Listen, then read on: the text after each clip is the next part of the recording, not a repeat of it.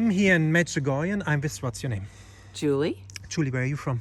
I'm from Charlotte, North Carolina, originally from Canada. Wow. And Julie, how often have you been in Medjugorje? This is my second time. Why did you come back? Well, the first time was in April. In April, I was waiting 30 years for Mary to call me here. Yeah. Because you don't come to Medjugorje until Mary calls you. And I finally got called in February of 2023, and I came, and it was beautiful, and I was so grateful. And then I got called again to come on this trip, and it again has been beautiful. I don't understand why I'm called. I feel kind of like Elizabeth in the mystery of the visitation of the Rosary. Who am I that my mother should call me again? That's how I feel. And what happened the first time you came here? You know, the first time I came, it was extreme gratitude because I had waited 30 years. I met the Lord in the early 90s. I heard about Medjugorje, and you just know in your heart when you're called there, and I just never was. So when I came here, I wasn't expecting anything. I was just glad to be in the place where heaven touches earth. That's how you feel here? I feel like heaven touches earth here. And there's beautiful Marian apparitions. I've been to Fatima. That was my only other pilgrimage. And it was beautiful. But I came back here because Mary's still appearing. So it is like heaven touching earth. And I just feel like there was more that they wanted to do in me, in my soul, so that I can be a good soldier in the army. Because for whatever reason, I don't understand why, but God and Mary said they need us. They need us to intercede. They need us to pray.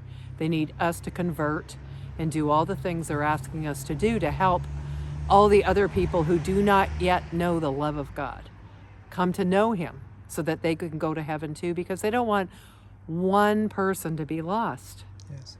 And you said in the 90s you encountered God. I did. What happened? Well, I had a great life, according to everybody else. I lived in Toronto, Canada. I had a condo. I had a great job. I went skiing on weekends in the winter. It was kind of an empty life, though. I sold medical equipment, and I got a frozen shoulder, which put me in like extreme pain. And it took me to a very low place where it was like, is this all there is? Is this all there is? And God reached out to me and said, no, this is not all there is. I am here. And How did he reach out to you? Well, first I went on a retreat somehow. I think it was that Christmas I went home to my hometown, and my parents practiced their faith. And I was not practicing my faith at the time, even though I grew up in it. And I went to a penance service with them, and I was very much touched, and it was really not how it's supposed to be, but there was a general absolution, and you came up and said a sin that was the worst sin, and I don't even think I knew at that time. I understood sin for what it was, but my theory is that doing that and just being seeking God in that way, yes, and it cracked open my heart. So the darkness and the shell around my heart, with my will wanting to reach out to God, it cracked my heart.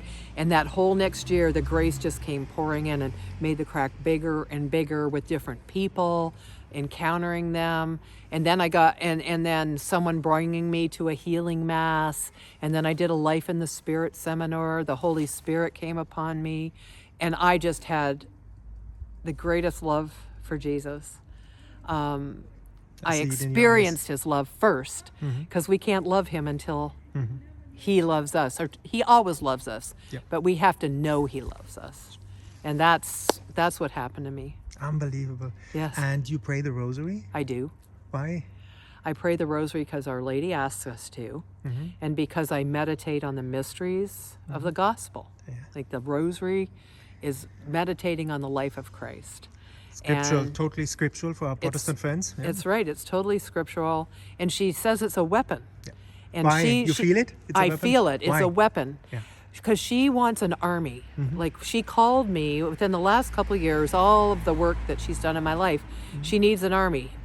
and I want to be part of it. When I heard that she needs me and she needs my prayers, and this is what I need to do, why would I not want to help my mother who loves me? Oh, man. And you made that experience that she loves you? I do. How did you make that experience? Well, it started by, I was listening to another visionary who saw Our Lady Guardian Mother, Mary Mother Guardian of the Faith in Ecuador. She came to our hometown, and I listened to her 1 year. Then the next year, and I had done my Marian consecration like 30 years ago. Wow. And I redid it annually. But I wanted to just feel something for her, but I didn't. And at the right time and the right moment, when Pachi was speaking and she said, the second year I listened to her, Mary wants to form an army. She wants to put her mantle over her children by forming prayer cenacles so that they do not fall over the cliff and that she can bring them to Jesus and to heaven. So it just struck me in the heart, and I started in the cenacle. And then I did a thing at church on Mary Queen of Heaven that spoke about all of Mary's roles and the proved apparitions. And then someone said, oh, there's a trip going to Fatima, a pilgrimage. And there were seats left, and there normally isn't. So I went to Fatima. I learned about how my spiritual life isn't just about me. My spiritual life is about others, and me sacrificing for others, for offering penances for them, because someone did that for me. I truly feel like Your I grandmother. got to where I was because someone else was praying for me. Your grandmother. My grandmother, my godparents, my parents. And so now I need to give that gift to others because we want, and I feel truly in my heart, I don't want anyone to go to hell. I want everyone to go to heaven, and anything I can do to help that, then I need to do it. And you see, confession is very important in Medjugorje. Yes. What is confession for you? Are you scared to go to? No. How is it I for am you? not. It was beautiful in the 90s when I did my general confession for all those things over, when I really understood what it was. But over the years, I think God just deepens your, like when Mary asks for a conversion, she's not just talking about the people who don't know the love of God. She's talking about all of us. Because our whole life journey is to get more and more like how God made us, more and more like her Son. That's what she wants for us. And confession helps us with that, because we have to reflect on how we're not really measuring up to what he's asking of us. And then we get the grace. I go often with the same things over and over again. 2 years. Yes, but it's like I go again because it's like, I want to stop this. I want to be like you. I don't want to offend you. So please give me the grace and help me and give me the strength to do better. And what's your favorite spot in Medjugorje? You have a spot you like a lot? You know, actually my favorite thing is sitting outside and doing that whole evening program. Adoration. To me, the adoration, the rosary, the mass, going to mass twice a day. I'm already a daily communicant now because I'm semi-retired. So that's a blessing. But to be able to receive Jesus twice a day, have the adoration chapel there. I mean, I loved going up Apparition Hill. I like the Blue Cross. Everything over there, like the Risen Christ and the stations. It's all beautiful. But I really appreciate, and I like doing the evening program because Our Lady asked for it. She asked for the parish to do this, and I want to do everything she asks. And you also feel the 5 stones, which is, let's go through it. It's Bible reading, confession, Mass. Eucharist? Oh, Eucharist. Mass. That's Mass. Praying the Rosary. Praying the Rosary and fasting. Yes. Fasting for you difficult to do that one? It's not that difficult. You do it on Wednesday, I do Friday? it. Yeah, I don't do 100% bread and water, Yeah. but we do, my husband and I both, we normally do bread with a few pieces of cheese and then water. Beautiful. And we adapt it depending if we're sick or I had some surgery and I had to have a wound heal, then you put some different protein in to help your wound. But the whole thing is that you're not satisfying your tastes and your comfort, and you're offering it. It's what your heart is doing. And your intention, like the intention when you went to that mass and it cracked up, there was an intention to opening up. God is listening to intentions, you know. He is, yes. And what would you tell people? Why come to Medjugorje one time? Well, I think Our Lady calls you here, and if she calls you here, if you feel any stirring in your heart, then you need to come, because she has something for you here. Yeah.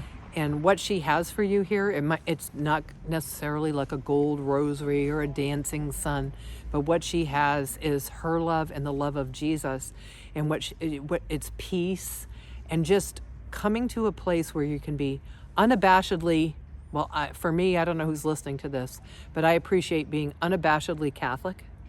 And I appreciate that I can just walk down the street. I see other people's faith. They could be kneeling in the rain. Like, that helps my faith, because I'm like in the communion of the earthly saints, all having the same goal, trying to get to heaven. So, and if you don't know God yet, come here. If you feel even the smallest, I should check that out. Please do, because he has so much for you. Yes, so beautiful. What can I say? Thank you for that beautiful interview. You're welcome.